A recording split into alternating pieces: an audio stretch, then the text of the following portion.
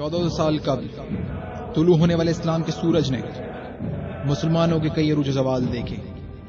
عروج دیکھا تو لکھنے والوں نے لکھا ایک وقت تھا کہ مشرق سے مغرب تک اسلام کی حکومت تھی، مگر پھر بعد میں یہ بھی دیکھا کہ مسلمان ابتری کا شکار ہوئے اور پھر ہوتے ہی چلے گئے، یہاں تک کہ 11 فروری کو ایران کی سرزمین پر ایک انقلاب برپا ہوا جسے انقلاب اسلامی کا نام دیا گیا. اس انقلاب نے پوری دنیا کے مسلمانوں، خاص کر ان مسلمانوں میں جو اسلام کی سربلندی کے لیے کوشاں تھے، ایک نئی روح دی اور ایک مرتبہ پھر اسلامی حکومتوں کے قیام کی کوششیں شروع ہوئیں. لوگ اسلامی تعلیمات اور نظریات کی طرف لوٹنا شروع ہوئے.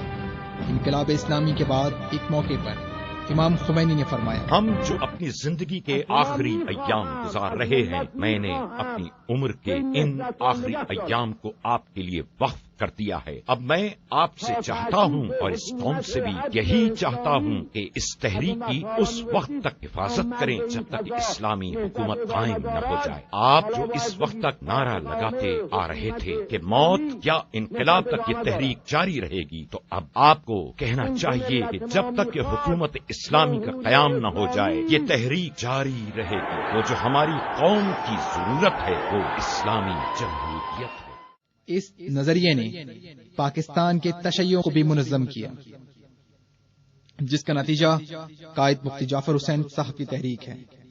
یہ سلسلہ مفتی جعفر حسین صاحب کے بعد شہید رائے حق علامہ عارف حسینی تک آیا. شہید عارف نے اس فکر کو آگے بڑھایا، جس کا نتیجہ پاکستان بھر میں قرآن و سنت کانفرنس کا انعقاد تھا، جس میں تمام مکاتب فکر نے پہلی مرتبہ ایک ہی پلیٹ فارم پر شرکت کی، جو کہ پاکستان میں اسلامی حکومت کی قیام کی طرف پہلا قدم تھا. یہاں ہی سے امریکی اور صہیونی زرخد علماؤں نے پاکستان میں قائد شہید عارف اور وہ اسلامی افکار و نظریات جو انقلاب اسلامی کے بعد تیزی سے پھیل رہے تھے، ان کے خلاف سازشوں کا جال بننے شروع کیے. ان کا سب سے پہلے حربہ یہ تھا کہ وہ سچی قیادت کے خلاف جھوٹا پروپیگنڈا کیا جائے تاکہ شیعہ اپنی قیادت اور نظام سے دور ہو جائیں، اور یہ کام ابھی تک جاری و ساری ہے. اس سازش کا اظہار کرتے ہوئے خود قائد شہید فرماتے ہیں، 2 سال تک میرے خلاف یہ جھوٹا پروپیگنڈا ہوتا رہا کہ میں شیعہ اثنی نہیں ہوں، اور مجھے 2 سال اپنے آپ کو شیعہ ثابت کرنے میں لگ گئے. علماء پاکستان کا یہ بھی کہنا ہے کہ حقیقتاً عارف حسینی شہادت کے بعد قائد بنے. شہید قائد کے بعد سازشوں کا جال اور پھیلا دیا گیا.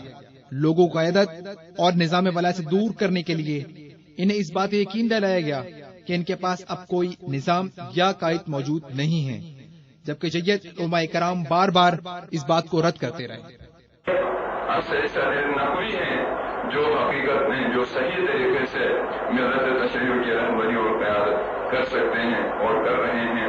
لہذا جو بھی دشمن کا کوئی فرد قتل ہوتا ہے تو اس کا الزام قائد محترم پر لگایا جاتا ہے، کسی اور عالم پر نہیں لگایا جاتا، یا ان کے ساتھیوں کو بھی مورد الزام ٹھہرایا جاتا ہے، کسی اور پر یہ اعتراض وارد نہیں ہوتا.